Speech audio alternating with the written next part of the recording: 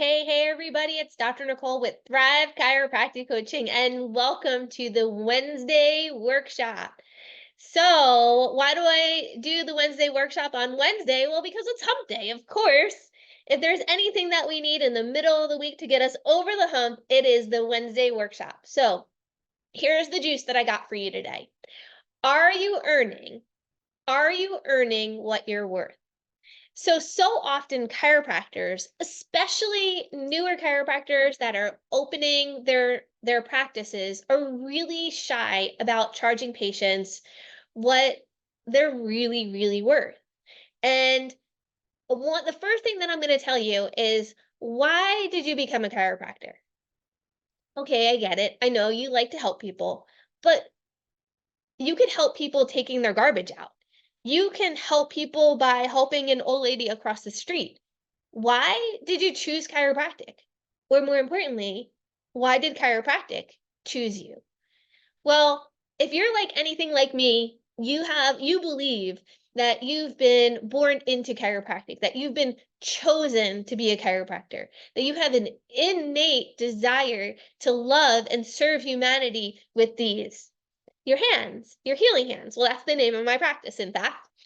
So, usually, the reason why chiropractors, and especially newer chiropractors, have feel badly about charging their patients is because their first thought or their belief system is wow, if I had to sign up for my own care, would I be able to afford it? And that's a really great question to ask yourself later on down the road, but of course, not when you're first opening a practice. In fact, the way that you're feeling is actually very natural when you're opening a practice. We all feel it. We all go through that, right? So I was just having a conversation with one of the chiros that has already opened a practice, and we were just having this conversation. And here's the thing. Um, you actually you should be in the position that you're in, unless you're like a trust fund kid or something like that. For most of us who open the practice, we start out with nothing, right? We start out at ground zero. We don't have a whole lot of financial resources. So at this stage in the game, you shouldn't be able to afford the care that you are providing. There's going to come a time that you will be able to, but when you're first opening a practice, I would totally agree that financial resources are a little bit tight, right?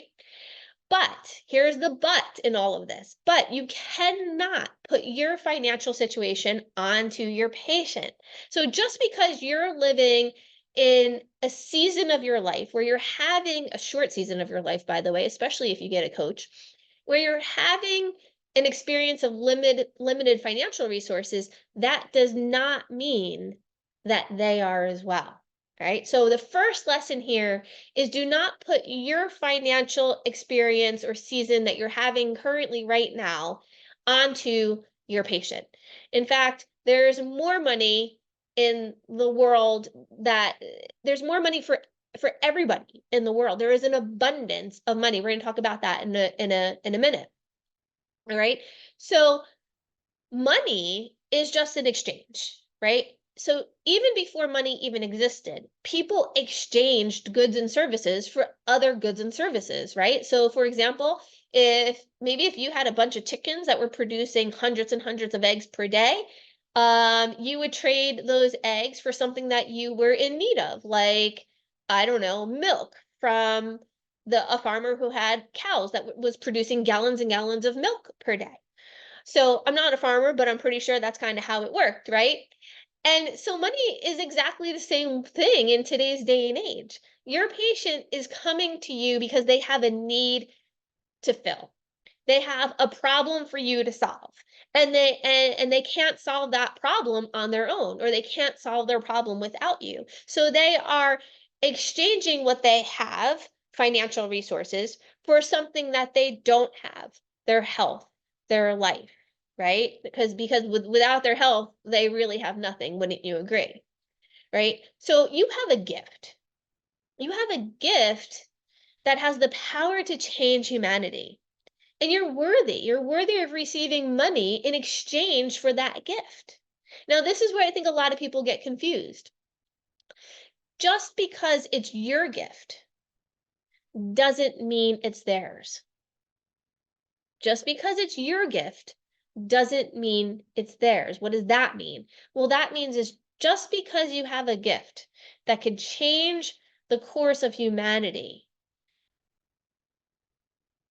that could change the course of families in your community,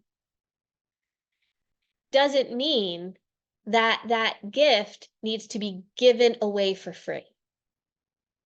In fact, people, all different kinds of people on the planet have all different kinds of gifts, and nobody expects them to give their gifts away for free. I get my hair done every 8 weeks, and Billy, the guy that I get my hair done by, he is extremely gifted in what he does. I know you can't really tell today. I'm trying a new thing by putting my hair up, but he's extremely gifted in cut and color. And when I go to see Billy, I don't expect to leave the salon without paying for the service that he provided, which is actually his gift. It's his talent. Well, you have a gift and you have a talent for laying these babies on people and helping their body to heal itself naturally without drugs or surgery. And that gift is worth a lot. It's worth a lot. And so that so there's no shame. There's no ill feelings. There's no icky feelings for receiving money for that gift. Does that make sense, you guys? So the next question that I have for you to think about, because I hear this often when I'm coaching, is do you believe there is more than enough money for everyone on the planet? And sometimes what I hear is, yes, there's more than enough money, but it's not equally distributed. And I would say that, if I had an airplane, I want to challenge you to think about this. If I had airplanes and I filled those airplanes with money, with all the money in the world, we took all the money in the world, we put all the money in the world in airplanes, they went up into the sky and they opened the hatches and all the money came down on Earth and everybody grabbed at the money. Within 3 to 5 years, the same people that have the majority of money today will have the majority of money then. And there's a reason for that. The reason for that is because of their mindset. All right. So there's three things that you need to take a look at today. Three things that you need to take a look at that will help you to have a more financially abundant practice. Okay. The first thing is hone in on the right mindset. So that's in the example that I just used. I said the reason why the 1%ers of the world will be the 1%ers of the world within 3 to 5 years of dispersing all the money equally around the world, why they would become the 1%ers again is because of their mindset about money. See, the top earners of the world don't feel badly about money. And notice the word that I use. I use the word feel. I didn't say they don't think badly about money. They don't feel badly about money, right? Because what we feel is the physiology that we have, and the physiology that we have is what either attracts things or repel things into our lives. Does that make sense? Comment down if that makes sense to you guys, right? And so there is a certain way that the top earners of the world think. They think with an abundance mindset. All right. The second thing is there's actually a skill set to earning money. So you can actually have an abundance mindset, but not have the skill set or not know how to actually earn money. And so there are actually skills that you can learn to do that. So my best recommendation is get a coach. Get a coach, guys. Like, invest in yourself. You are worthy. The one of the best things that you can do for others is actually invest in yourself. Learn how to do this. Learn how to convert patients, because if you're not converting patients into care and being paid well for it, those people are not getting the benefit of your gift. It would be like receiving expensive china that was passed down from your ancestors that nobody ever opened, nobody ever unwrapped, and nobody ever touched, and just keeping it all wrapped up, all untouched, put away in the attic, where something so where a gift that's so beautiful and elegant and useful and helpful can actually be used, right? So your gift, it can't be used unless you learn the skill set of how to sell it, for a lack of a better word, right? I know you guys hate that word selling, but guys, you guys do it every day. Let's just get over the hump, okay? Let's call a spade a spade a spade, right? Let's call it what it is. Have you ever gone to a movie and you just love this movie, and you come home and you call up your best friend and you tell your best friend all about this movie, and you're like, you gotta go see this movie. It was amazing. I was sitting on the edge of my seat. Man, I would see this movie 10 times over. You gotta go see it. Guess what you're doing?